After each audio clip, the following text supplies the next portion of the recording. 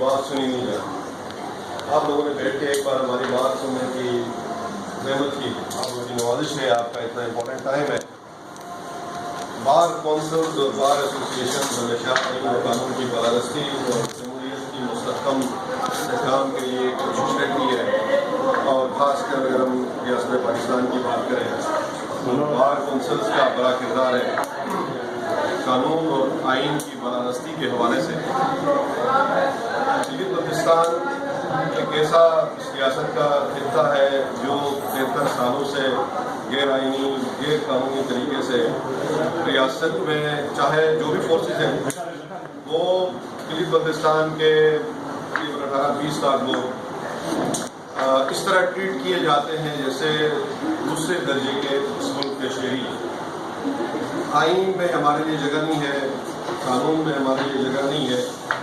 جہاں کہیں ریاست یا ریاست میں بیٹھے لوگ گلگت بلتستان کے وسائل میں ان کی نظریں ہوتی ہیں, وسائل میں ضرورت ہوتے ہیں, وہ اپنی ایک فوجی بنا کے کوئی نہ کوئی ایکسٹینڈ کر کے گلگت بلتستان میں آتے ہیں اور اپنے ان وسائل کو لوٹمار کرتے ہیں.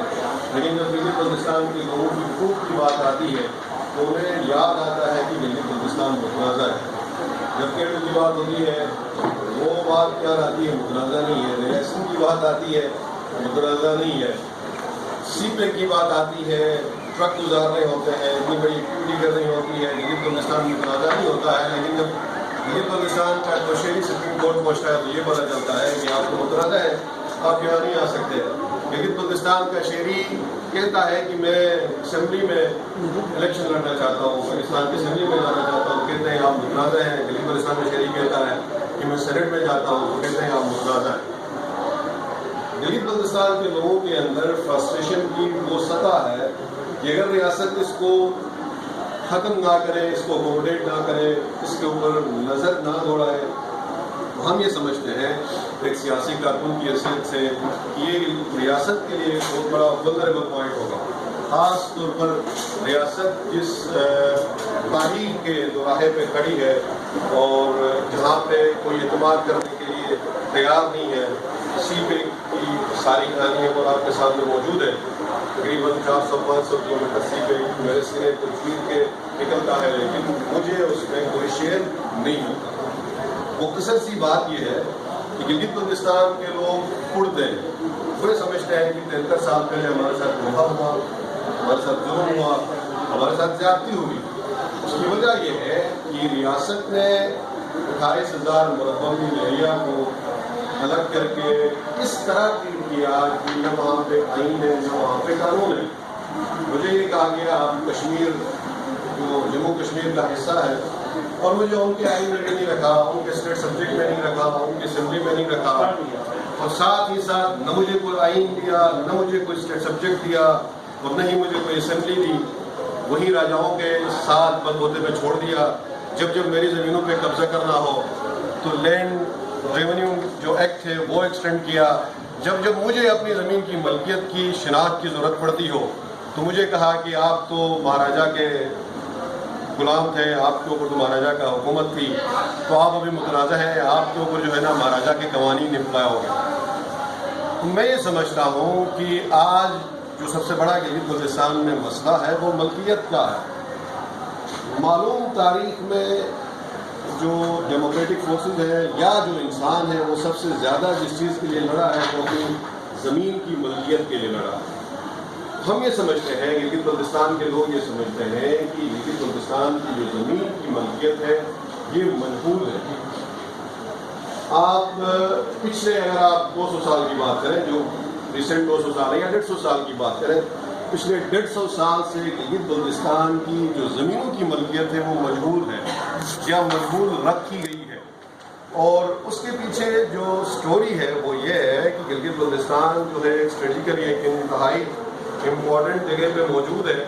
مختلف طاقتیں یہ سمجھتی ہے کہ گلگت بلتستان کے اس حصے کو اپنے قبضے میں رکھیں گے, دنیا کے نظروں سے چھڑا کے رکھیں گے, اور جب ہمیں ضرورت پڑے گی ہم اس کے اوپر قبضہ کریں گے اور ان کے وسائل کی ہم لوٹ مار کریں گے. گلگت بلتستان کے لوگ یہ سمجھتے ہیں کہ صدیوں پرانے 5,000 سال 4,000 سال پہلے سے اس خطے کے اوپر گلگت بلتستان کے لوگوں کا قبضہ ہے، یہاں پہ رہتے ہیں، یہاں کے باشندے ہیں. ہم یہ سمجھتے ہیں کہ وہاں کی زمین کی ملکیت بھی ہمارے پاس ہے، وہاں کے جو زیر زمین وسائل ہیں اس کا بھی حق سب سے پہلے ہمیں ہونا چاہیے، وہاں کی جو راہداریاں ہیں اس کا بھی سب سے پہلا حق ہمیں ملنا چاہیے، وہاں کے جو جنگل ہے وہ بھی اس کا سب سے پہلا حق ہمیں ہے، وہاں کا جو پانی ہے اس کا بھی سب سے پہلا حق ہمیں ہے. اس کی وجہ یہ ہے کہ ہم 4000-5000 سال سے اس خطے میں رہ رہے ہیں. مسئلہ یہ ہے کہ میری سینکڑوں سال پرانی ملکیت کے اوپر ایک ایسے قانون کے تحت ڈاکہ پڑا جاتا ہے جس نے خود میرے علاقے میں زبردستی قبضہ کیا. تھوڑی سی گفتگو کروں گا. میں ملکیت کے اوپر اس لیے بات کرنا چاہ رہا ہوں، سارے لیگل آپ وکلا ہیں تو ہمارے سامنے ایک بات آ جائے کہ آخر یہ ظلم جاتی کیوں کر رہے ہیں جو آئین و قانون سے باہر ایک کام ہے. آپ پچھلے 150 سال کی بات کرتے ہیں تو میں سمجھتا ہوں کہ گلگت بلتستان کی جو ملکیت کے ادوار ہیں وہ 3 حصوں میں تقسیم ہوتے ہیں. ایک 1846 سے پہلے کا دور، ایک 1846 سے لے کے 1947 کا دور، ایک 1947 سے اب تک کا دور. 1846 سے پہلے گلگت بلتستان چھوٹی چھوٹی ریاستوں میں بٹا ہوا تھا. راجے تھے، انہوں نے علاقے کو کنٹرول کیا ہوا تھا، ان کی چھوٹی سی اسٹیٹس ہوتی تھی اور لوگ بڑے ان کے ساتھ زندگی گزار رہے تھے. لیکن وہاں پہ ایک چیز بڑی کلیئر تھی کہ لوگوں کی جو عوامی ملکیت ہے، جسے آج جو لینڈ ریونیو ایکٹ جسے کامن لینڈ کہتا ہے، وہ ڈیفائنڈ تھی. لوگوں نے اپنی عوامی ملکیتیں مل بیٹھ کے تقسیم کی ہوئی تھی اور ان زمینوں پہ لوگوں کے عوامی ملکیتی حقوق موجود تھے. ہم یہ سمجھتے ہیں گلگت بلتستان کے باشندہ ہونے کی حیثیت سے کہ 1846 سے پہلے کے جو قوانین وہاں پہ رائج تھے یا جو لوگ حکومت کرتے تھے وہ وہاں کے لوگوں کے عوامی ملکیتی حقوق کا خیال رکھتے تھے. عوامی ملکیتی حقوق انہیں حاصل تھے اور زمینیں عوامی ملکیتی حقوق میں ہوتی تھی. اس کی سب سے بڑی دلیل یہ ہے جب مہاراجہ گلاب سنگھ کی فورسز نے گلگت بلتستان میں قبضہ کیا 1846 میں، معاہدہ امرتسر کے تحت ریاست جموں کشمیر بنا اور گلگت بلتستان میں قبضہ ہوا. اس وقت جو سب سے پہلا سیٹلمنٹ گلگت بلتستان میں ہوا 1892 میں ہوا ہے اور اس سیٹلمنٹ میں جو سب سے پہلا ڈاکومنٹ بنا وہ واجب الارض تھا. اور واجب الارض وہ ڈاکومنٹ تھا جس کے اندر یہاں کے لوگوں کے عوامی ملکیتی حقوق درج تھے اور عوامی زمینوں کی ملکیت بھی درج ہے. اس کا مطلب یہ ہے کہ ریاست جموں کشمیر کے وجود میں آنے سے پہلے ان زمینوں کی ملکیت ہمارے پاس تھی.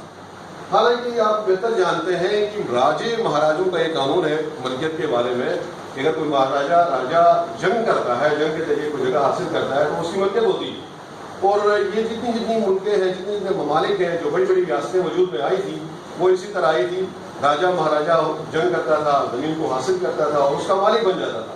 اور جو لوگ ہوتے تھے وہ ان کے سبجیکٹس ہوتے تھے، ان کو لگان یا مالیہ کے تحت زمینیں ٹیمپریری دی جاتی تھی. لیکن گلگت بلتستان کا قانون ایسا نہیں تھا. گلگت بلتستان میں 1846 سے پہلے جو راجے وہاں پہ حکومت کرتے تھے انہوں نے جو زمین ہے وہ عوامی ملکیت ڈکلیئر کی تھی. لیگلی ہمارے پاس ایویڈنس یہ ہے، ہمارے پاس واجب الارض موجود ہے. واجب الارض وہ ڈاکومنٹ ہے سیٹلمنٹ کا پہلا جس میں ہماری عوامی ملکیت کو مہاراجہ گلاب سنگھ نے بھی قبول کیا اور اس کی تقسیم وہاں پہ لکھی ہوئی ہے. آبپاشی کے نظام کی تقسیم لکھی ہوئی ہے، وہاں کے وسائل کو استعمال کرنے کے بارے میں تقسیم لکھی ہوئی ہے. مثال کے طور پر یہاں پہ ہمارے گلگت بلتستان کے دوست بھی ہیں، باقی جو یہاں کے دوست ہیں شاید انہیں میری یہ مثال سمجھ رہا ہے. میرا تعلق راما ویلی سے ہے. راما ویلی انٹرنیشنلی نون ایریا ہے، ٹورسٹ پلیس ہے. اب راما ویلی میں 3 گاؤں کے حقوق ہیں، چونگرا، پتی پورا، عیدگاہ. اس کے علاوہ کسی کے حقوق نہیں ہیں. یہ جو حقوق ڈیفائن ہوئے ہیں یہ مہاراجہ کے آنے سے پہلے ڈیفائنڈ ہے. ایون جو ہمارا لوکل راجا تھا اس سے بھی پہلے کے ڈیفائنڈ ہے. یعنی صدیوں پہلے ہمارے لوگوں نے آپس میں مل بیٹھ کے اپنی عوامی ملکیتیں تقسیم کی تھی کہ یہ والا جو ایریا ہے یہاں پہ جو 1.5 لاکھ کنال زمین ہے راما کے اندر یہ ان 3 گاؤں والوں کی ہوگی. یہاں پہ گھاس چرائی آپ کو پتہ ہے گاؤں ہے، ریاض ہے، آج بھی لوگوں کی جو اکثریت ہے وہ مال مویشی کے اوپر گزر بسر کرتے ہیں. تو اس وقت بھی گھاس چرائی تھی. جو گھاس چرائی کے حقوق تھے، شاخ تراشی کے حقوق تھے، وہاں سے پتھر، وہاں سے لکڑی، وہاں سے باجری، وہاں سے پانی، سارے جو حقوق تھے وہ مخصوص ایریا کے لوگوں کو تھے. اب وہاں پہ کسٹمری لاز یہ بھی ہے، اگر میں اپنی اس ایریا میں کسی اور گاؤں کا بندہ، ان 3 گاؤں کے علاوہ کوئی اور علاقے کا بندہ وہاں پہ مال مویشی لے کر آتا تھا، تو ہمارا صدیوں پرانا کسٹمری لا تھا، اسے ہم مال کہتے ہیں لوکل زبان میں، کہ آپ اپنی مال مویشی لا سکتے ہیں، یہاں پہ چلا سکتے ہیں، لیکن آپ کے پاس ملکیتی حقوق نہیں ہے، اس لیے آپ کو اس کے پیسے دینے پڑیں گے، اسے ہم مال کہتے تھے۔ اور مال بھی ڈیفائن تھی، اگر آپ 100 بکریاں لے کر آتے ہیں تو آپ نے 1 بکری دینی ہے۔ یعنی یہ ساری ڈیبیٹ کرنے کا مقصد یہ ہے کہ ہم جب مہاراجا کے قبضے میں آئے تھے تب بھی ہم غلام نہیں تھے، اس سے پہلے ہم آزاد تھے، ہمارے زمینیں، ہماری چراگاہیں ہماری ملکیت تھی، اور اس ملکیت کو ایون مہاراجا کا قانون بھی مانتا ہے، مہاراجا کا سیٹلمنٹ بھی مانتا ہے۔ لیکن جب مہاراجا نے ہمارے علاقے میں قبضہ کیا تو اس نے سارے ایریا کو اپنے ملکیت ڈکلیئر کیا، اور جو لوگ مالیہ دیتے تھے ان کو ٹیمپرری طور پر زمینیں دی گئی، اس کے علاوہ ساری زمینیں مہاراجا نے اپنے ڈکلیئر کی۔ اعلان نمبر 13 میں مہاراجا کو کوئی بیٹا پیدا ہوا، خوشی میں اس نے کہا کہ جو کوئی مالیہ ادا کرتا ہے وہ زمین اس کی ملکیت ہے، وہ اسے بیچ بھی سکتا ہے، وہ اس کو ہبہ بھی کر سکتا ہے۔ یعنی آج بھی میں 2021 میں کھڑا ہوں، میں بھی اپنی ملکیت آج اگر میں ثابت کرتا ہوں تو میں نے مالیہ ادا کیا ہے، مہاراجا کے قانون کے تحت ثابت کرتا ہوں۔ یعنی جب مجھے ملکیت ثابت کرنی ہوتی ہے تو میرے پاس مہاراجا کے قانون کے پاس جانا ہوتا ہے، لیکن جب ریاست کو چھوڑی بنانی ہوتی ہے، ریاست کو ہاسپٹل بنانا ہوتا ہے، ریاست کو گراؤنڈ بنانا ہوتا ہے، ریاست کو کوئی بھی ادارہ بنانا ہوتا ہے، تو میری زمین پہ آ کے جب قبضہ کرتا ہے تو وہ مہاراجا کے قانون کو فالو نہیں کرتا، وہ کہتا ہے کہ نہیں بس ریونیو ایکٹ ہمارے پاس ہے، 1974 میں انہوں نے لینڈ ریونیو ایکٹ کو ایکسٹینڈ کیا اور اپنی مرضی سے قبضہ کیا اور اپنی مرضی سے ایمولویٹ کیا، اپنی مرضی سے کمپنسیشن، اور کامن لینڈ کی کمپنسیشن بھی نہیں دیتے۔ یعنی جب کبھی ریاست قبضہ کرنا چاہتی ہے مہاراجا کا قانون یاد آتا ہے، جب ہمیں ملکیت دینی ہوتی ہے مہاراجا کا قانون یاد آتا ہے، لیکن جب کبھی انہیں اپنے مفادات کی دفاع کرنی ہوتی ہے لینڈ ریونیو ایکٹ یاد آتا ہے۔ گلگت بلتستان کے لوگ یہ کہتے ہیں کہ آخر ہماری ملکیت ڈیفائن آپ کیسے کریں؟ دیکھیں، ریاستیں آئین اور قانون کی بنیاد پہ قائم رہتی ہیں۔ آئین اور قانون ہی بنیادی چیز ہوتی ہے جس کے اوپر ریاست میں رہنے والے لوگ اعتماد کرتے ہیں اور ریاست کے نام پہ کھڑے ہوتے ہیں۔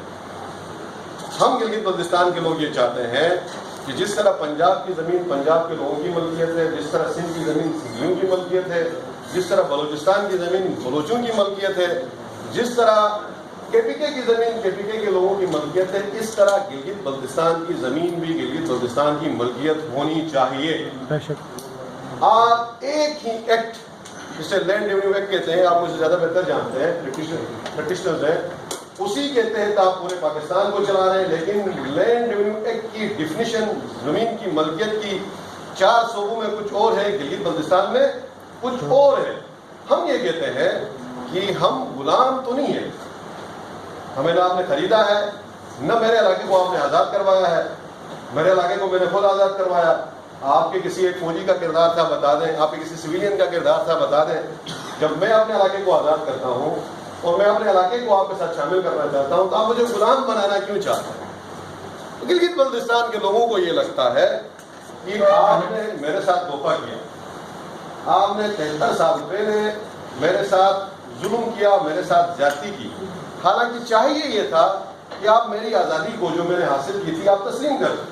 اگر ہم ملکیت کو بھی دیکھتے ہیں، ملکیت کا جو بیسک کنسیپٹ ہے یا بیسک لا ہے وہ یہ ہے کہ جیسے کہ میں نے پہلی بار بات کی، کوئی بندہ اگر جنگ کی بنیاد پہ کوئی زمین حاصل کرتا ہے تو وہ اس کا مالک بن جاتا ہے، جو صدیوں پرانا قانون ہے۔ آج بھی اگر آپ لینڈ ریونیو ایکٹ کو نکال کے دیکھتے ہیں تو جو اسٹیٹ لینڈ ہے اس کی ڈیفینیشن میں سب سے پہلی چیز یہ آتی ہے کہ اگر ریاست جنگ کے ذریعے کوئی علاقہ قبضہ کرتی ہے تو وہ ریاست کی ملکیت ہوتی ہے۔ ہم یہ سمجھتے ہیں کہ گلگت بلتستان کی جو 28,000 مربع میل ایریا جو ہمارے پاس ہے اس وقت، وہ صرف اور صرف گلگت بلتستان کے لوگوں نے آزاد کروایا تھا، تو یہ صرف اور صرف گلگت بلتستان کی لوگوں کی ملکیت ہے۔ اور دوسری بات ہم یہ کہتے ہیں کہ آپ یہاں پہ کوئی پروجیکٹ کرنا چاہتے ہیں ضرور کریں، لیکن کم سے کم ہماری ملکیت کی ڈیفینیشن تو وہ کریں جو آپ پنجاب میں کر رہے ہیں، وہ کریں جو آپ کے پی کے میں کر رہے ہیں، وہ کریں جو آپ بلوچستان میں کر رہے ہیں۔ آپ ایک نئی ڈیفینیشن لے کے کیوں آتے ہیں؟ آئین اور قانون بھی یہ کہتا ہے کہ اسٹیٹ لینڈ وہ ہوتی ہے جو جنگ کے ذریعے ریاست حاصل کرتی ہے، جو کمپنسیٹ کرتی ہے، جو ویسٹڈ لینڈ ہو. ویسٹڈ لینڈ آپ بہتر میری ڈیفینیشن آپ سب لائق ہیں، جانتے ہیں، جہاں پہ عوامی ملکیتی حقوق نہ ہو. گلگت بلتستان میں 1 انچ بھی اسٹیٹ لینڈ نہیں ہے. جب امپلیمنٹیشن کی بات آتی ہے، زمین پہ حکومتی قبضے کی بات آتی ہے، تو وہ اسٹیٹ لینڈ کا لفظ استعمال نہیں کرتے، خالصہ سرکار کا لفظ استعمال کرتے ہیں. اور خالصہ سرکار کا لفظ مزے کی بات یہ ہے، آپ زیادہ بہتر جانتے ہیں قانون کو لینڈ ریونیو ایکٹ کے اندر ہے ہی نہیں. یعنی گلگت بلتستان کے لوگوں کو ملکیت ثابت کرنے کے لیے جو قانون لایا جاتا ہے وہ خالصہ سرکار ہے، اور خالصہ سرکار کا لفظ قانون لینڈ ریونیو ایکٹ کے اندر موجود نہیں ہے. اور گلگت بلتستان کا جتنا لینڈ ریونیو ڈپارٹمنٹ ہے وہ لینڈ ریونیو ایکٹ کے تحت چلتا ہے. مجھے یہ نظر آتا ہے کہ میری زمین پہ دوست دھاندلی زبردستی کے ذریعے قبضہ کیا جا رہا ہے. مجھے یہ لگتا ہے کہ میرے وسائل پہ قبضہ ہو رہا ہے. مجھے یہ لگتا ہے کہ میری زمین کی اہمیت صدیوں سے تھی اور آج بھی ہے. یہ پنجاب کے صحرا نہیں ہے، یہ کپیکے کے پہاڑ نہیں ہے، یا یہ سندھ کے صحرا نہیں ہے. یہ سونے سے زیادہ قیمتی زمین ہے اس کی اسٹریٹجک لوکیشن کی وجہ سے. دنیا کی امپائرز نے یہاں پہ ورلڈ گیم یہاں پہ کھیلی، اس کے بعد سیکنڈ گریٹ گیم کی بات چلی، آج نیو گریٹ گیم کی بات ہوتی ہے. جب تک انٹرنیشنل پولیٹیکل جو پلیئرز ہیں وہ اس خطے میں انوالو رہیں گے، میری زمین کی ویلیو بڑھے. اس صورتحال میں ہم یہ سمجھتے ہیں کہ آپ کوئی آئین دیں، کوئی دستور دیں، کوئی قانون دیں، اور وہ آئین اور دستور اور قانون ایسا ہو جس پہ ہم اعتماد کریں، اور وہ آئین اور دستور و قانون میری ملکیت اور میری حاکمیت کو انشور کریں. تب میں ریاست کے ساتھ مطمئن اپنی زندگی آگے بڑھا سکوں گا. ہمارے بزرگوں نے تو اپنی جانیں دی، قربان کیا، آزادی حاصل کی، آپ کے پاس آ کے آپ کشتری میں رکھ کے آپ کے اس خطے کو حوالے کیا، لیکن آپ نے میرے ساتھ کیا کیا؟ آپ نے ظلم کیا، آپ نے دھوکہ دیا. تو آج ہم یہ سمجھتے ہیں، گلگت بلتستان کے لوگ یہ سمجھتے ہیں کہ گلگت بلتستان کے مستقبل کو اگر اس ریاست کے ساتھ رکھنا ہے، گلگت بلتستان کے مستقبل کو، گلگت بلتستان کے لوگوں کے مستقبل کو اس ریاست کے ساتھ وفاداری کے ساتھ آگے بڑھانا ہے، تو ریاست کو وہاں کے لوگوں کے اوپر اعتماد کرنا ہوگا. بے شک وہاں کے لوگوں کو وہاں کے بنیادی جو انسانی حقوق ہیں وہ دینے ہوں گے. آپ کو اپنے قانون کو پنجاب، سندھ، بلوچستان اور کے پی کے برابر گلگت بلتستان کے لوگوں کو اہمیت دینی ہوگی. آپ کو سی پیک میں جو آپ کا گیٹ وے ہے اس میں اہمیت دینی ہوگی. جب تک آپ گلگت بلتستان کے لوگوں کو یہ اہمیت نہیں دیں گے، وہاں پہ جو گریوینسز کریٹ ہوں گے وہ ریاست کے لیے بڑے بیانی ہوں گے. ہم نے دیکھا اور آپ نے سب نے دیکھا، تحریک انصاف کی حکومت بنتے ہی میرے ڈسٹرکٹ کے تقریباً 61,18,000 کنال زمین کو نیشنل پارک دیا گیا. قانون آپ بہتر جانتے ہیں اور نیشنل پارک کے قوانین آپ کے سامنے ہیں. وائلڈ لائف ایکٹ 1975 کے تحت انہوں نے کہا کہ اسے ہم نیشنل پارک بناتے ہیں، اور wildlife northern areas wildlife act 1975 یہ ہوتا ہے کہ یہ آپ صرف اور صرف اسٹیٹ لینڈ کے اوپر امپلیمنٹ کر سکتے ہیں. میری 61,18,000 کنال زمین کو میری اسمبلی میں بات کیے بغیر، مجھ سے پوچھے بغیر آپ اسٹیٹ لینڈ ڈکلیئر کرتے ہیں، جس کا قبضہ ہزاروں سال سے میرے پاس ہے. اس کو میں کیا جواب دوں؟ کیا میں یہ سمجھوں کہ ریاست میرے ساتھ بہت اچھا کر رہی ہے؟ آپ سارے وکلا ہیں، آپ لیگل ساری چیزوں کو آپ سمجھتے ہیں کہ بغیر پوچھے، بغیر کنسلٹ کیے آپ نے 61,18,000 کنال زمین کو ریاست کے حوالے کر دیا، ریاست کو اس کا مالک بنا دیا. یہ کیسے ممکن ہے؟ کون سے آئین اور قانون کے تحت آپ نے کیا؟ آپ نے پوچھنا بھی گوارا نہیں کیا.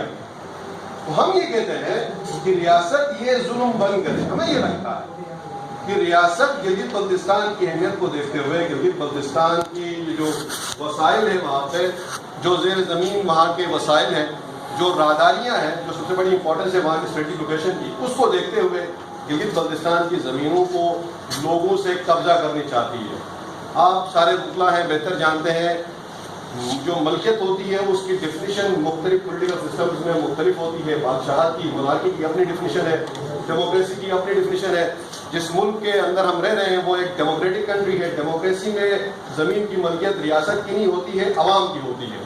زمین کی مالک عوام ہوتی ہے, زمین شہری ہوتی ہے, ریاست کی نہیں ہوتی. اگر ریاست نے زمین لینی ہے تو جنگ کر کے دشمن سے حاصل کرنی ہے, یا شہریوں کو کمپنسیٹ کرنا ہے, یا وہ زمین جو وہاں پہ شہریوں کے عوامی ملکیتی حقوق نہیں ہے, کاشتکاری نہیں ہے, شاخ نہیں ہے, وہاں پہ پتھر کے حقوق نہیں ہے, پانی کے حقوق نہیں ہے, وہ زمین آپ لے لیں. ہم یہ سمجھتے ہیں ریاست جان بوجھ کے اور ہمارے وسائل پہ قبضہ کرنے کے لیے ہماری ملکیت کو مجبور رکھا ہے.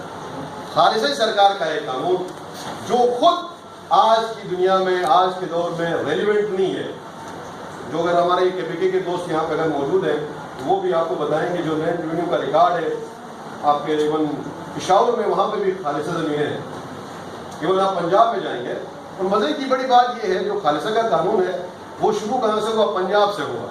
رنجیت سنگھ نے انٹروڈیوس کیا, رنجیت سنگھ کے دربار میں بنا, رنجیت سنگھ نے اس کا اعلان کیا. آج لاہور میں ایک بھی زمین خالصہ سرکار نہیں ہے, کبھی بلوچستان سارا خالصہ سرکار ہے. ہم آپ بھائیوں سے, آپ دوستوں سے یہ درخواست کرتے ہیں کہ آپ ہماری اس میں مدد کریں, آپ ہمارے لیے آواز اٹھائیں. آپ گلگت بلتستان کے لوگوں کے ساتھ جو ظلم و زیادتی 73 سال سے آئینی حقوق رد کی جا رہی ہے اس سے اور ڈبل ہمارے ساتھ یہ ظلم کیا جا رہا ہے کہ زمین پہ ہم صدیوں سے پابند ہیں, جس زمین کے اوپر ہم صدیوں سے قبضہ ہے, جس زمین کے ہم صدیوں سے مالک ہیں, وہ زمینیں بھی ہم سے چھینی جا رہی ہیں. اور اس لیے چھینی جا رہی ہیں کیونکہ ریاست کو آج ان زمینوں کی ضرورت ہے. ہم یہ نہیں کہتے کہ ہم ریاست کے ساتھ نہیں ہیں یا ریاست کو زمینیں نہیں دینا چاہتے, لیکن ریاست لوگوں کو اعتماد میں لے کے لوگوں کو کمپنسیٹ کر کے زمین کیوں نہیں دیتی؟ یہ تو کوئی طریقہ نہیں ہے. یہ تو راجا بھی اپنے غلاموں کے ساتھ ایسا نہیں کرتا تھا, آپ وہ سلوک ہمارے ساتھ کر رہے ہیں. ہم یہ درخواست کرتے ہیں آپ سے کہ آپ اس میں ہماری مدد کریں اور ریاست کے ان لوگوں کو جو ریاست کو چلا رہے ہیں, ریاست کے ادارے ہیں, ان کو یہ بات دعویٰ کرانا چاہتے ہیں کہ گلگت بلتستان کو 21ویں صدی میں قانونی کے طور پر چلانا بند کریں. آج کے دور میں جمہوری نظام ہے, آپ وہاں کے لوگوں کو اعتماد کریں, انہیں امپاور کریں, ان کو جمہوری اقدار ٹرانسفر کریں. آپ نے 73 سالوں سے بہت ظلم کیا, بہت زیادتی کی. ہم یہ سمجھتے ہیں, گلگت بلتستان کا جوان یہ سمجھتا ہے کہ اگر یہ زیادتی, اگر یہ ظلم, اگر یہ رویہ جو بے وفائی, بے اعتنائی کا کنٹینیو رہا, بے رخی کا, تو گلگت بلتستان ایک سراب بن جائے گا ریاست کے لیے, اور ریاست کی جو ولنریبلٹی ہے مستقبل کی وہ خطرے میں پڑے گی, اور اس کا ذمہ دار ہم سمجھتے ہیں ریاست کے ذمہ دار ادارے ہیں. آخر کار ایک ریاست کا باشندہ کتنا برداشت کر سکتا ہے؟ برداشت کی ایک لیول ہے. آج خبروں میں ہمیں ملتا ہے تحریک انصاف کی حکومت کہتی ہے, ہم کسی کو برا بلا نہیں کہتے, حالانکہ ہم جو گلگت بلتستان کے لوگ ہیں وہ ہمیشہ سے سیاست سے باہر آ کے اپنے حقوق کی بات کرتے ہیں, چاہے کسی بھی پارٹی سے. کہتے ہیں کہ ہم صوبہ بنا رہے ہیں. ہمیں اس بات سے سروکار نہیں ہے آپ عبوری آئینی صوبہ بنائیں, آپ آئینی صوبہ بنائیں, آپ کچھ بھی بنائیں. یونائٹڈ نیشن نے اپنی قراردادوں میں آپ کو کہا ہے کہ آپ مجھے داخلی خود مختاری دیں. آپ جس نام کے ساتھ بھی دیں, مجھے داخلی خود مختاری دیں, میری حاکمیت اور میری ملکیت مجھے انشور کریں.